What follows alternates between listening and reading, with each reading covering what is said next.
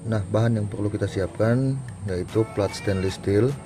Ini adalah plat stainless steel dengan ketebalan 6 mili. Ini sekitar 6 mm.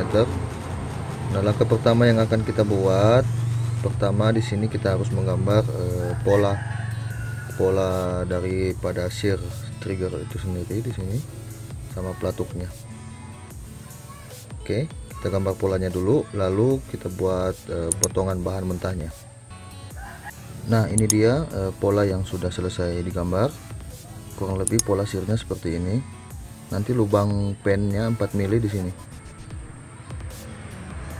Ini. Nah, setelah ini kita akan buat potongan menggunakan gerinda. Ini kita akan buat potongannya supaya nanti bisa kita ikuti alur model daripada gambar pola ini. Ya, kita lanjut.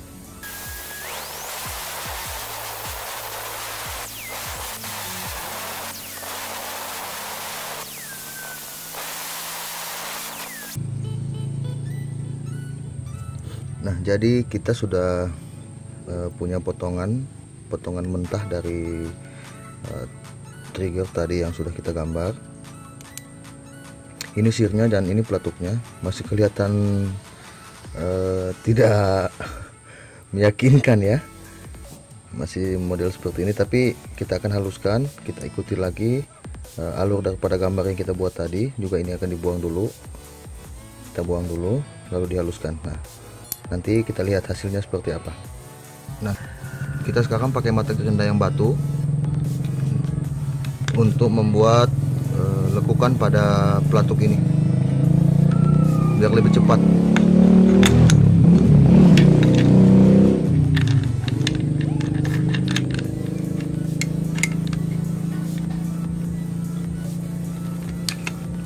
Oke, cukup.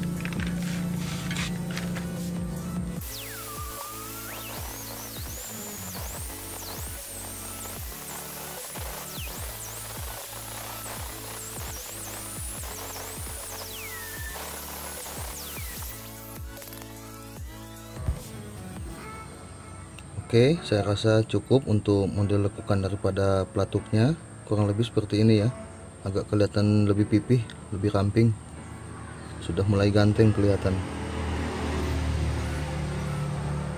Nah, untuk lubang springnya sendiri saya buat di bagian bawah sini. Bagian bawah ini untuk lubang springnya, biar nanti tidak mengganggu proses masuknya shear pada pelatuk seperti ini. Ini tinggal kita haluskan menggunakan gerinda amplas yang seperti ini. Oke, kita haluskan dulu lalu kita lihat hasilnya.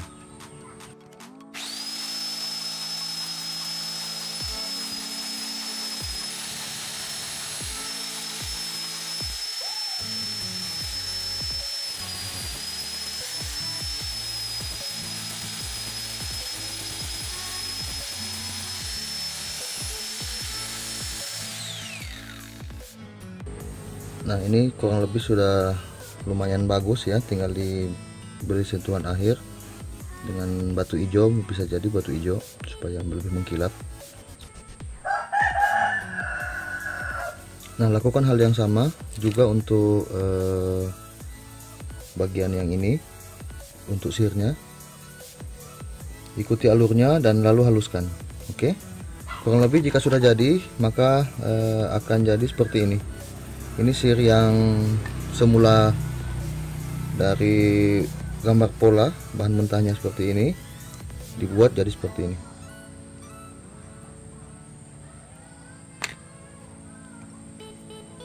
Nah, untuk gambaran kasarnya nanti dudukannya jadinya begini. Tuh. Kita lanjutkan prosesnya, lalu kita akan buat housing. Oh ya, di sini housing saya menggunakan pipa stainless dengan ketebalan 1,5 mili. Ini ketebalannya hampir 2 mili ini. Ini akan kita buat polanya, kita ukur dulu lebarnya kira-kira 2 cm, lalu kita bagi tengahnya untuk isi dalam daripada trigger supaya tidak goyang ke sana ke sini. Jadi dia harus diukur pas. Oke. Untuk housing itu langkah pertama yang kita buat adalah membuat bagian. Kita tentukan dulu untuk panjang daripada housing ini maunya berapa, lebarnya juga berapa. Nah, saya kebetulan untuk housing ini saya akan buat panjang housingnya itu sekitar 6,5 cm atau 7 cm. Kemudian lebarnya 2,2 atau 2,3 cm. Nah, kita buat dulu skemanya. Di sini kita gambar pakai pensil. Kita gambar pakai pensil dulu, kita tentukan untuk pembagiannya sebelum kita lipat menjadi housing, dan kita tentukan garis tengahnya untuk sesuai lebar dari trigger juga pelatuk ini. Ini lebarnya sekitar 6 mili, 6 atau 7 mili ini, nanti kita lihat. Oke, kita gambar dulu lalu kita lanjutkan lagi. Nah, ini potongan ini yang sudah saya potong kurang lebih hampir 7 cm, 6,7 cm. Nah, ini tinggal kita bagi. Lebarnya kira-kira 2,3 mili untuk satu sisinya. Lalu lebarnya 1 cm ya, lebarnya 1 cm, dan sisi yang lainnya juga kita buat 2,3 cm. Maka bagian yang ini otomatis kita buang. Ini bagian yang saya garis ini adalah bagian yang akan kita buang. Nah, ini bagian yang akan kita pakai. Ini sisi kiri atas dan juga sisi kanannya. Kita bergaris.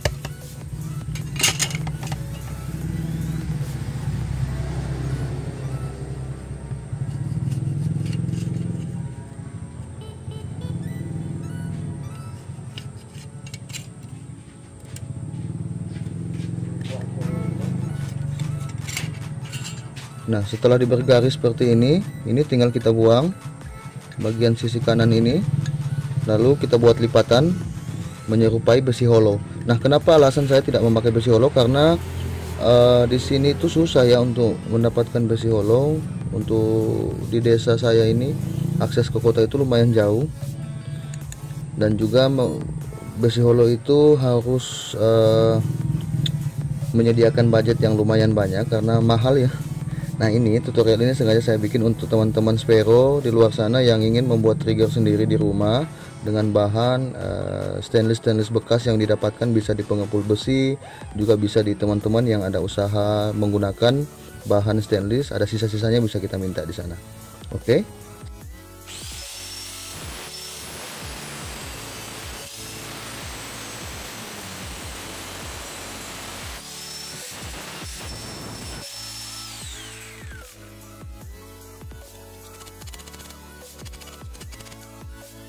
Nah, ini dia housing yang sudah selesai kita potong.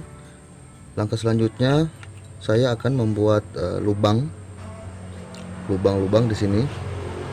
Untuk bagian belakang ada 3 sampai 4 lubang, dan bagian depan hanya 2 atau 3 lubang.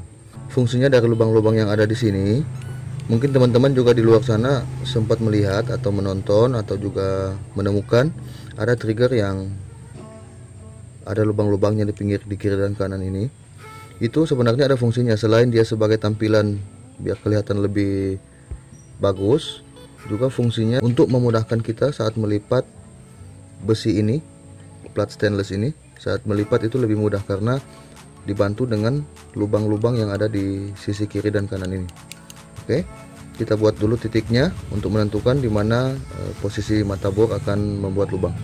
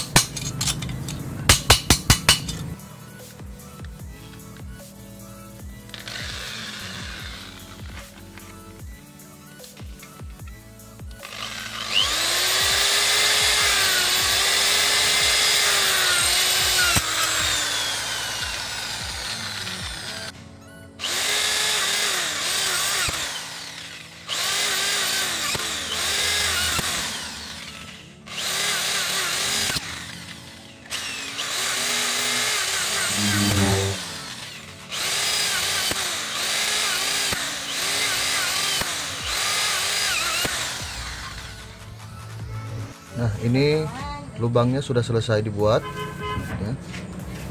Ini masih ada sisa-sisa dari bor tadi. Untuk menghilangkan ini, saya akan menggunakan mata bor yang 6 mili untuk menghilangkan dan juga membuat lubang ini lebih rapi.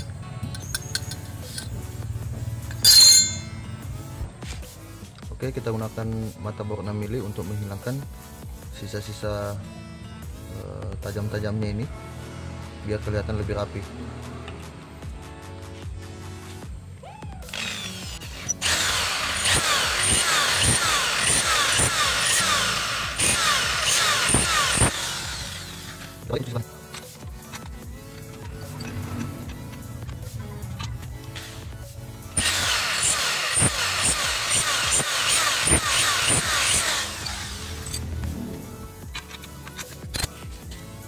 Nah, kurang lebih jadinya seperti ini. Bisa teman-teman lihat lebih rapi ya lubangnya, lebih cantik kelihatan. Ini sisa-sisa bornya itu sudah hilang, udah mulus.